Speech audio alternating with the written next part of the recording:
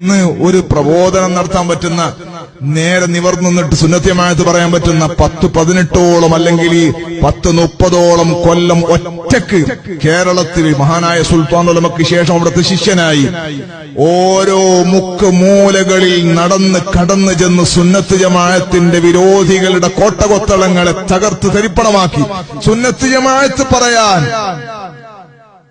ആരുടെ മുമ്പിലും ധൈര്യസമേതം പറയാൻ ഒറ്റക്ക് സുന്നത്ത് ജമാഅത്ത് കൊണ്ട് നടന്ന ആളാണ് മൗലാന പേരോട് ഉസ്താദ്. അല്ലാഹു ആഫിയത്തുള്ള ദീർഘായുസ്സ് കൊടുക്കട്ടെ.